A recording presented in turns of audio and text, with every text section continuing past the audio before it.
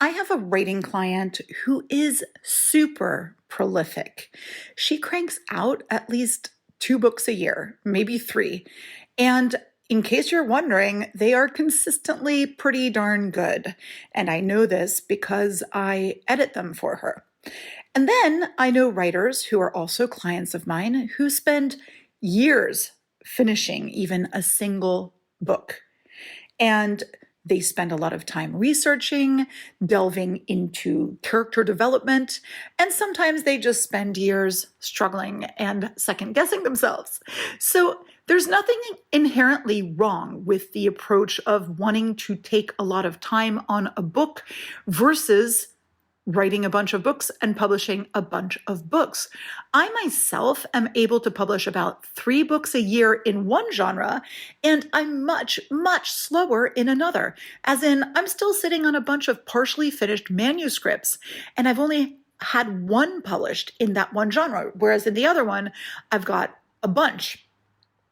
And there are several reasons for this. So I've seen both sides of the coin, right? The super slow going book and the super prolific author. Sometimes a single author can be both of those things or either of those things at different points in their writing life. I think that some authors who are super prolific get this pushback from their audiences, or maybe not their audience, but just from other readers, some of whom decide that this automatically makes their work less literary, which is not necessarily true, right? But I think that there are other things that can happen to authors who are super prolific. Things like burning out or, kind of ignoring other things in their lives because they're so busy with that. And those who are less prolific, yes, they might feel like, oh, I'm diving deep into my book and I'm really involved in this process, but they can also feel like underachievers. They can engage in negative self-talk, calling themselves lazy, calling themselves incapable. But that's not really what's going on all the time, is it at all? There are lots of factors that impact how prolific or how productive you are as a writer. That's why in this episode of the How to Be an Author podcast, I thought it would be a great idea to be talking about prolific authors, whether you should be one if you aren't one. And if you want to be one, what's the difference between a prolific author and not one, right? And how do you kind of flip the switch and become a lot more productive in your writing? When you want to be ultra prolific, the standard writing advice doesn't really cut it. And if you're listening to this podcast and you start to think, you know what? I'm just fine with being a slow writer, and maybe that prolific writing 3 books a year life isn't for me, I'm going to help you to feel a lot better about yourself and to look at it in ways that are a little bit more helpful, and also to think of ways where you can keep engaging with your audiences even when you're between books. So let's get started on this very useful episode. If you're a writer dreaming of becoming a successful author, join me, writing coach Karena Akhavein, on the How to Be an Author podcast, your weekly source for writing information, inspiration, and motivation. Hello, thank you so much for joining me on the How to Be an Author podcast. I'm your writing coach, Karena Akhavein, and believe me, I've seen it all. Super prolific and super slow writing, and I've been both of those things and sometimes mixed together in a bucket. So I know both sides of the coin, and I've seen both sides of the coin in my own clients. If you're struggling with wanting to be more productive than you are and not managing to figure it out, or if you're struggling with how to, slow down your writing process, or if you're struggling with being a slow writer and wanting to feel okay about it, you can always call me, your writing coach, and set up some coaching sessions because we can get to the bottom of that. And also, I have a bunch of courses that you can take that have really detailed explanations of how to do these hacks that I'm going to be mentioning in this episode on how to become a more prolific writer if you want to be. So let's talk about the pros and cons of being super productive, super prolific as a writer, because it's not all wonderful. It's not all better, right? I talked about that perception that maybe you're not as much of a literary writer, maybe your writing is not so high quality. And that's something that you can start to believe about yourself when you are a prolific writer. And I know that it's not necessarily true, but let's look at some of the pros first. You've got this increased visibility. They say that writing and publishing frequently can definitely increase your visibility. It improves your SEO. You get more seen in the literary world. You get more opportunities to reach a wider audience, and also possible improvement in your, financial output, right? Or financial, whatever you're taking home. Because if you've written a lot of books, well, you'll be selling more books. They often say that the best way to market a book is to write another one. That is partially true. However, I feel that when we're so busy writing, we sometimes let that marketing go by the wayside, and no book can exist in an absolute vacuum where you're not promoting it. So, you do need to have some of that, but definitely I would say the more you produce, the more books you can sell. Also, I feel that when you're writing, practice makes perfect. The more you write, the more you refine your writing skills. And I feel like writing something new and always striving to write a better story time and time again, I think that that might teach you more than trying to make a single story perfect. So prolific writers often experience more continuous improvement in their craft. But again, you do need to take your nose a little bit off the grindstone, and you do need to sometimes look around and smell the roses or read the other books and see what's out there, because sometimes prolific writers will get stuck in one genre or one trope or one construction, and they'll just be kind of doing this rote thing where it's very cookie cutter and they're just slightly changing the characters and the setting, but they're writing the same story over and over again. Now, don't get me wrong, there are a lot of writers who actually do quite well for themselves financially doing this sort of thing, especially in some realms like romance or, fantasy or whatever. But I think that it's important when you're being prolific, give yourself permission to explore a wide range of topics and genres, because this diversity can definitely attract a broader audience and showcase your versatility. And also it can just be more fun, and keep opening your eyes to what you can do to have this body of work that shows some range. And when I talk about a body of work, that's the advantage of being a prolific writer. Unlike the writer who's less prolific, who might have just a couple books under their belts by the time they're done with their career, a prolific writer can really see this body of work, and it really gives you that feeling that you have achieved something.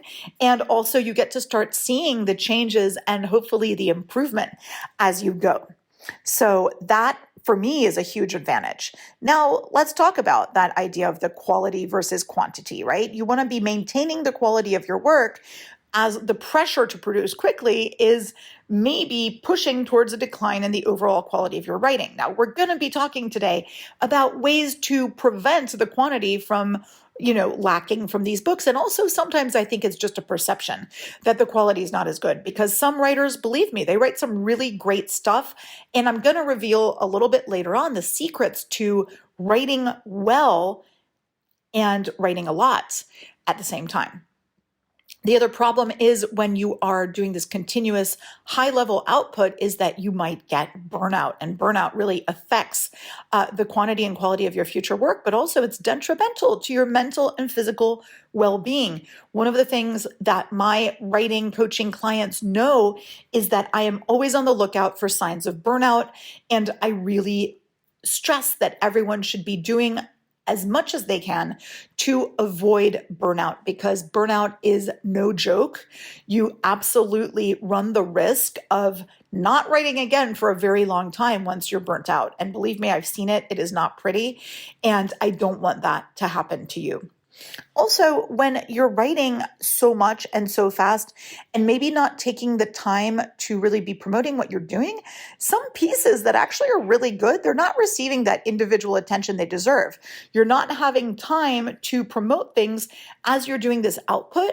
And you'll find that, like, wow, you know what? I wrote this really great book, a couple years back, and I never really promoted it. And then you look back at the sales numbers and you're like, why is it that this great book that I know is good didn't get the attention it deserved? Well, it might have gotten lost in the sheer quantity of your output. That is a thing. Also, the repetitiveness, right? When you're prolific, you might find yourself repeating themes, styles, ideas. This lack of originality and creativity is going to start to wear on you and on your reader. Also, when you're putting so much pressure on yourself to write so much and publish so much, there's a definite chance that you're neglecting other responsibilities. You're focusing too much on your writing and you're neglecting other aspects of your life like relationships, health, personal development. Striking a balance is absolutely crucial. And believe me, I know how hard it is to have a balance in that writing life. And that's why in my course From Idea to Published in 6 months, I really have figured out how to parse out those writer life tasks, the self-care tasks, and the writing stuff in a way that it's kind of more balanced and that it doesn't overwhelm you. That's really, really important. And sometimes it's hard for us to know, how do I strike that balance? You only know that you're there when you're there. And, it's hard to really figure out which things are going to work towards that balance. Now, there are lots of factors that are going to affect how prolific you are or not. There's some internal factors and internal factors. And you might feel that some are like obvious. You might be like, oh, well, prolific writers are more disciplined. That's actually not necessarily true. Yes, establishing a routine, setting a goal, adhering to a deadline, all of those things do allow you to consistently produce content. But I know a lot of writers who are sitting there, they're putting in the work, they're putting in the hours, and they're not as prolific because of various factors, right? Maybe they're second guessing, maybe they're rewriting, or maybe they're having mental health challenges. And mental health challenges are a real thing. Many of us are less productive because of them, whether it's, depression or whether we're neurodivergent, we've got ADHD struggles or OCD. You just never know. And I think that sometimes talking to someone and seeing how you can best work with your own unique mental situation, I think that that's time well spent. And also, if you need your meds adjusted or something like that, that's not a cop-out. Anything that you do to make your writing life easier, more productive, and more effortless, that's great. I liken it to people who are wanting to work out, right? If you're optimizing your health and you are, taking it slow and you're fostering, your energy and you're sleeping a lot and you're eating well, like how is that a cop-out if that makes it easier for you to actually work out at a sustained level? Is the same thing. All of a sudden, people are like, oh, if you're making it easier for yourself to write, you're cheating. No, you are not. Another issue with writers who are prolific is that at first you're prolific because you kind of have this really fast, continuous flow of inspiration and creativity. Like you're finding ideas easily. You have this natural ability to generate content. And then all of a sudden that stops. Believe me, I know that stops because I have been there. I'm one of these girls who had like nonstop story ideas. I'm always spitting them out and people are going, oh, don't share your story idea. It's going to get stolen. And I'd be like, who cares? I've got so many. And this happened to me is that after book 3 in one of my genres, I was like, what am I writing now? I knew the location and kind of the characters, but I was really stuck with the plot, and that had never happened to me before. And I think it might have been because I was maybe a little bit burnt out. Maybe I hadn't given myself the chance to get inspired. So what I did to fix that, in case you're wondering, is that I actually took a trip to the place that my book is set in. And I thought it was going to help to get me super inspired. And it actually trashed the plot I had in mind. It was really funny.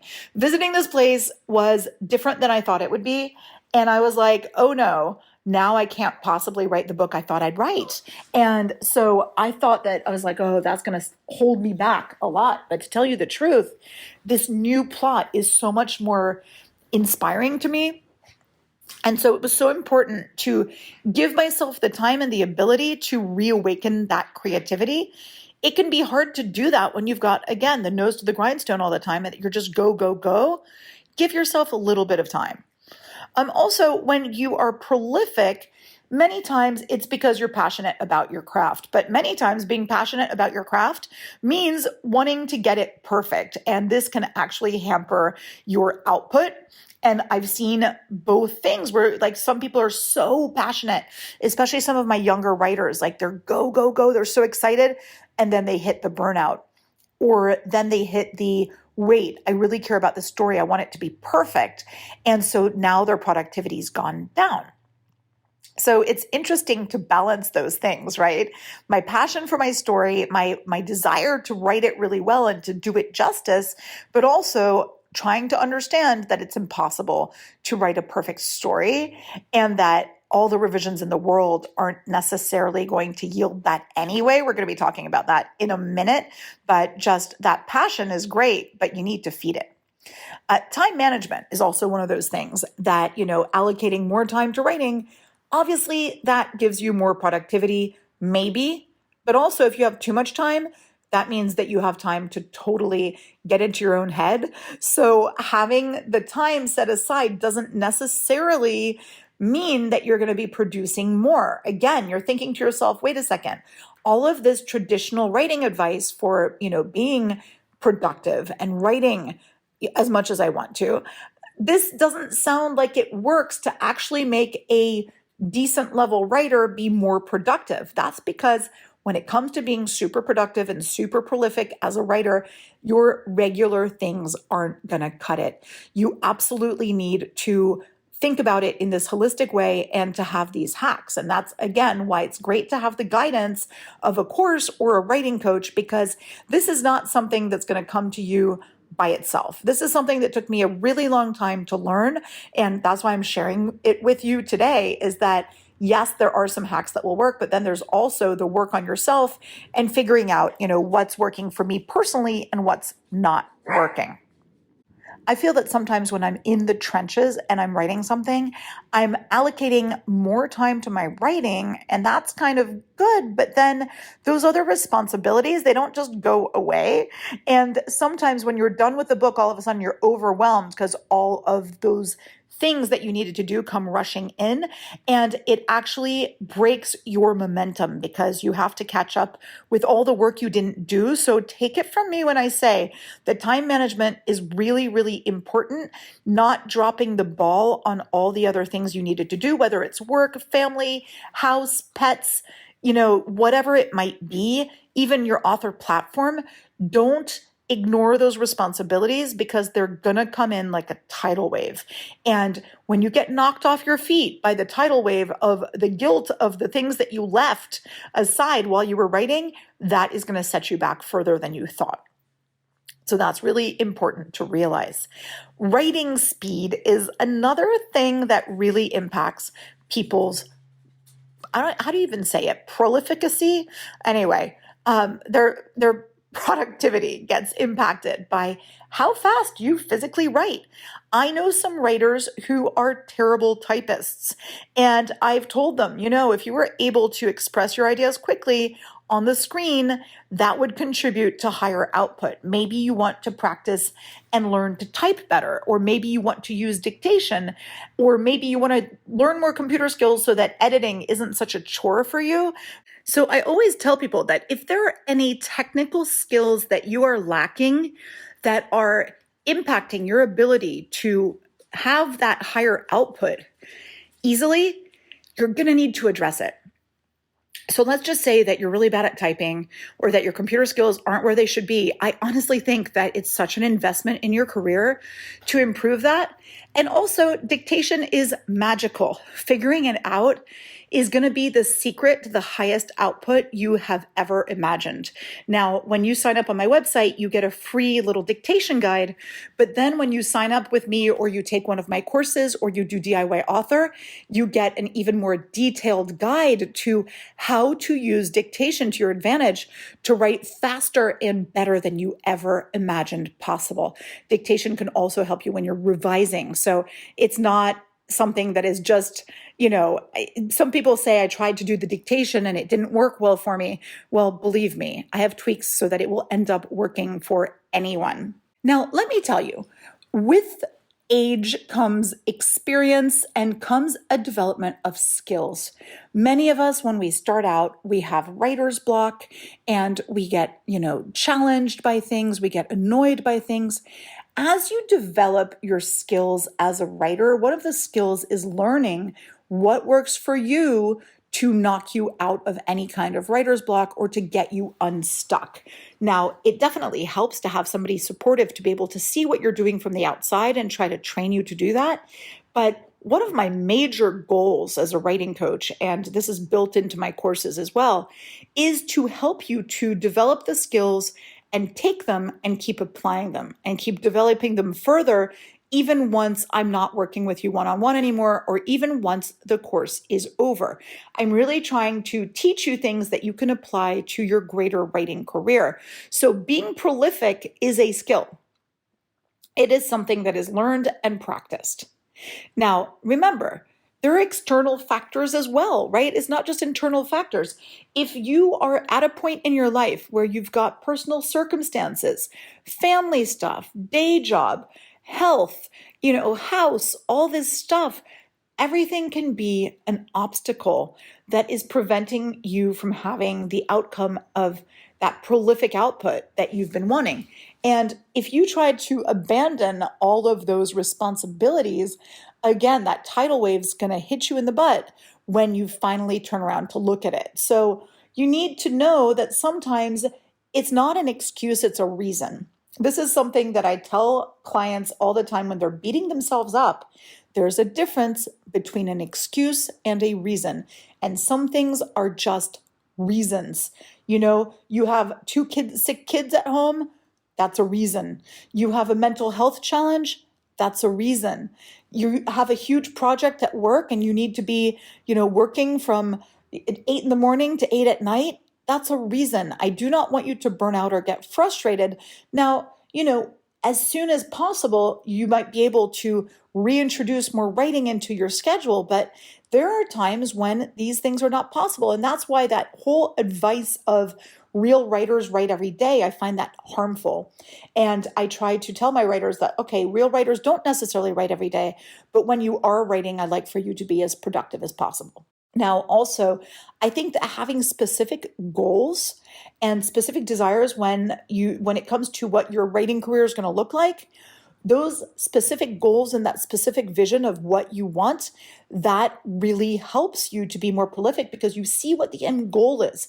You see what you want. And many times that is a body of work that you want, or that is recognition by readers, or that's selling more books. And all of those goals are well addressed by being more prolific, right? That gets you closer to that.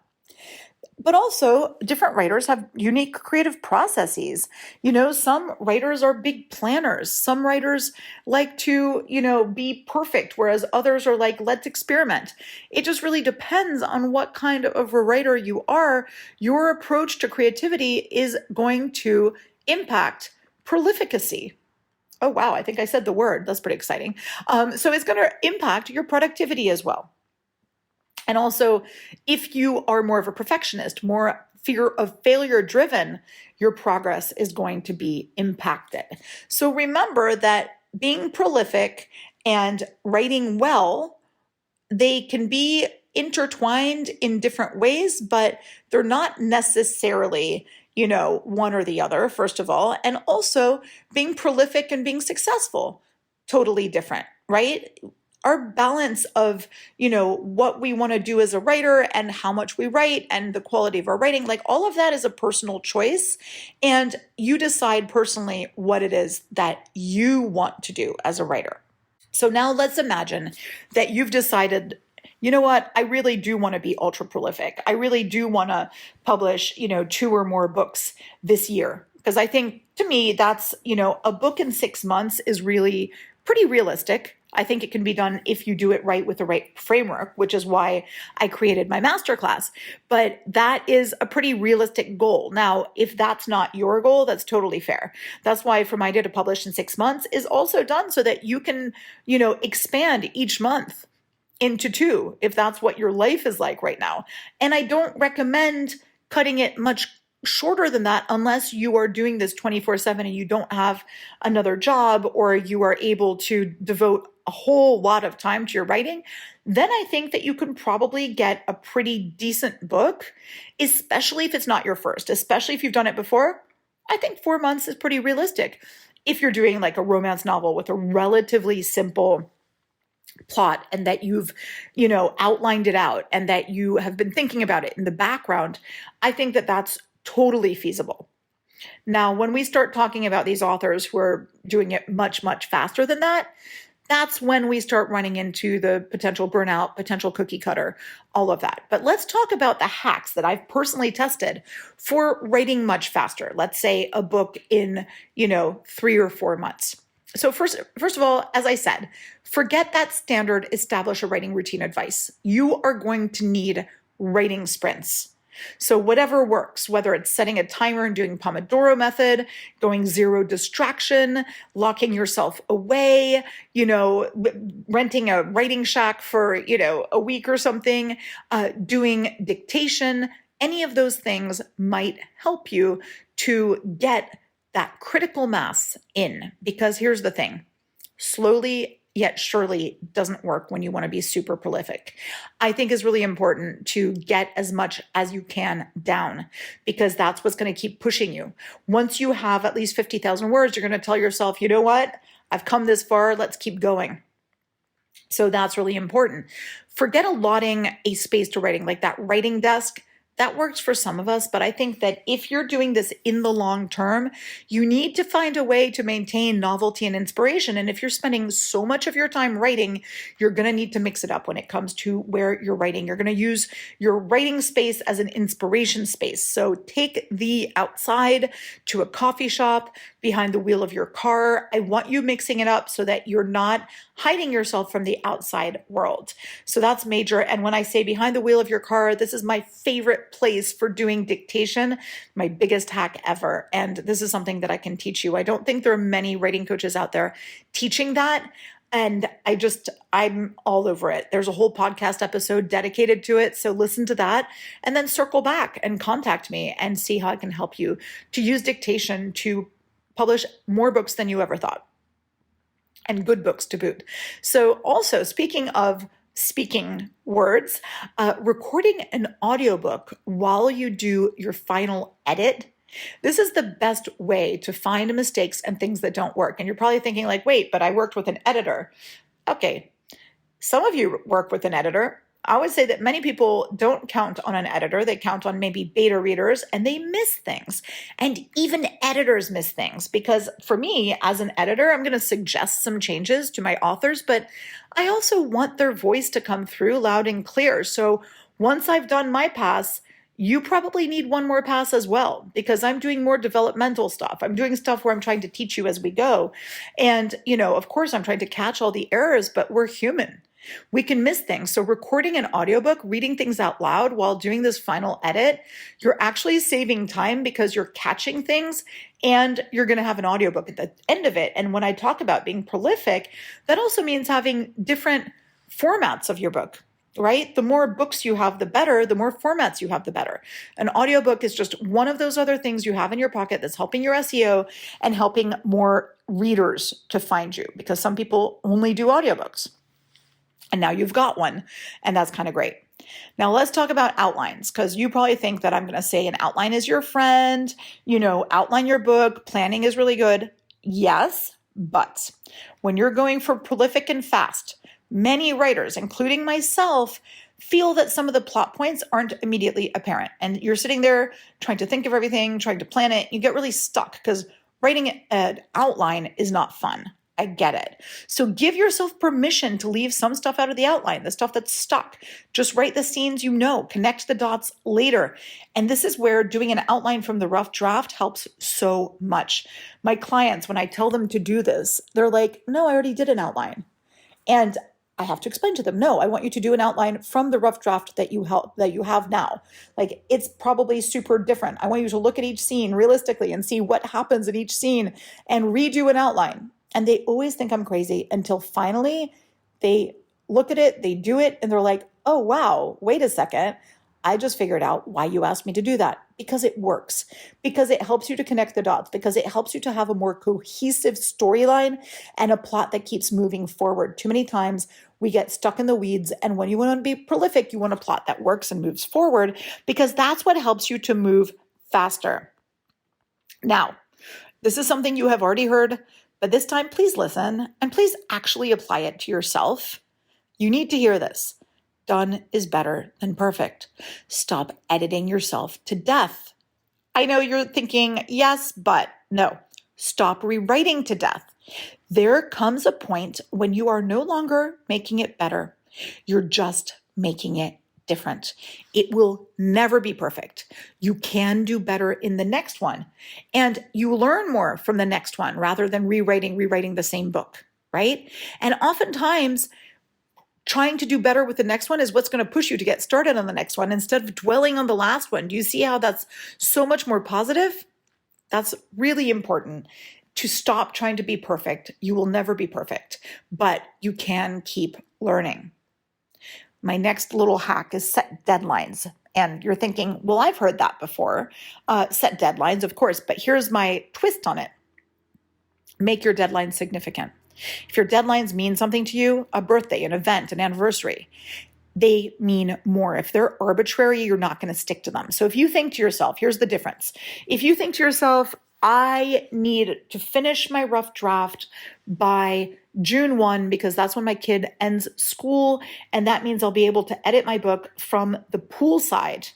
That's so much more effective than if you say, I want to finish this rough draft on May 31st because, right? Or if you say, I want to finish editing this by my birthday, and that way I can really celebrate with a big glass of champagne. Fantastic. Rather than saying, I want to finish my rough draft by January 1, right? Even though January 1's a pretty good date, but because it's more significant. See, it's got it built into it. But make these deadlines mean something, and that way you stick to them. And make them ambitious, but not impossible. Also, know what your reader wants. This is so important. Remember how I was saying that you can't be perfect and your story can't be everything to all people. And this is why it's important to know what the reader actually expects, what they want you to deliver, and what is super peripheral. I was thinking about the actor Bradley Cooper. So it came out this week that he learned how to conduct an orchestra, and he practiced for 6 years for his role in the movie Maestro. And guess what? That's not what the audience cared about. He did not get an award for his performance. There was no reward for spending 6 years learning to do a skill that, he probably will never use again in the rest of his life. So similarly, you will probably not get rewarded for doing 10 years of research on Victorian nursemaids unless you become a history professor later on. And that's great too. There is a little exception to this, but in general, you will not get rewarded. You'll get rewarded for writing a damn good story. So keep that in mind, that sometimes that depth of research is not necessary. I know so many writers who create this massive world for their novel. It's fascinating. It's accurate. It's, multi-layered, but really then they get lost in the weeds when it comes to the storytelling. They want to shove it all in there and they end up with a crappy story. Nobody wants that. There's also this victim mentality that glorifies being stuck and suffering for your art, and it glorifies being burned out. And, this is the enemy of productivity, right? So I say that stop glorifying being stuck and make things easier for yourself. Write the things that are easy. Write the things that are fun for you. Write that story that you're like, oh my God, I should write this, but it's so silly or it's so, vain that, that's not really literature. Anything that's easy is not good. Stop thinking that way, right? How many books of the people who are like, oh, if the writer's too prolific, that's not literature. How many books have they published? Less than you, if any. So just keep that in mind and forget, what those naysayers will say if they are not your audience. Here's another one that is important and a little counterintuitive. So many writers are told to dive into the world of their book and stay there, right? Stop thinking about your other ideas. Really, be in this one 100%. But you know what that means is that when you're done with that book, you lose momentum. You have a lag between books, right? You've celebrated, you've recouped, you've taken care of your real life stuff after your book push. But now you're trying to find another idea that inspires you, and it's hard for you to get started again.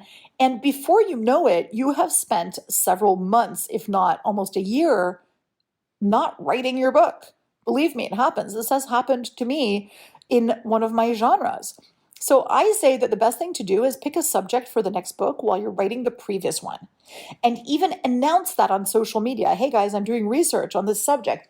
Anybody have any ideas for what I should include or anything that you want to see in this plot? Or what kind of character do you think I should write? If you announce that you're writing the next one, then you're going to be scared to lag between too much. So that's really good. But don't neglect your other life tasks and your other author platform tasks. I would say that the best thing you can do is learn how to be more efficient in all aspects of your life. And that way you can be super productive, and that's going to be a great thing. But definitely make sure that you're always learning, seeing what's out there. You want your voice to stay fresh, and you want to make sure that you're giving readers what they want. And also know that it's okay to pause and pivot. You're allowed to do that. There's no rule that says that you can't. So just because you've been going full steam ahead doesn't mean that you can't stop, look around, and decide to change course. Now let's talk about you're a slow and steady writer, and you're feeling like you just don't have that momentum that maybe your prolific peers have. Maybe you're not feeling like as much of a real writer because you're not publishing as often. Keep this in mind. It's not just about long form books. You can be exploring different formats, things like podcasts, videos, visual storytelling. All of those things are content that can attract an audience, and it can keep your writing fresh to be looking at this different content. This is diversification, so it keeps you looking around while you're on that one long form book. Also, allocate time for promoting yourself, for doing the marketing, for fostering a connection with your writers, and for advertising yourself and building your brand. You can do this through social media, newsletters, online forums, a TikTok channel, whatever. Engaging with your audience can create this sense of community around your work and keeps you going even when you feel that it's slow going. And remember that Victorian nursemaid example I brought up? Becoming an expert in a specific niche or subject matter can open you up to a whole new world. Your expertise can make your writing valuable and sought after, and you valuable and sought after. There's nothing wrong with you doing all this research and deciding, you know what, I'm going to put out, something about this subject that I know so much about. So that's pretty cool. And it can be really fun. It can keep you feeling productive and interesting and creative, even if you're producing your main content at a slower pace. There's nothing wrong with that. So, enough said. I think that this gives you food for thought, and I'm really curious as to whether, you think it's better to be prolific versus slow, whether you like doing a deep dive or trying to be productive and be prolific. But I would love to talk to you about it. Give me a little shout on email. You can go to my website, creativeandwritingcoach.com, and check out my courses on onlineCoursesForWriters.com. Check out my TikTok. Check out my, all of my different productions. Check out some of these podcast episodes that you might have missed. They can definitely be really inspirational to you, but I hope that this really opened your eyes to the creative possibilities that lie in being super prolific and, or experimenting with new stuff. Thank you so much. I look forward to being with you next time on the How to Be an Author podcast. If you have any pressing writing-related questions or would like to be featured on the How to Be an Author podcast, please feel free to reach out on my website, creativeandwritingcoach.com.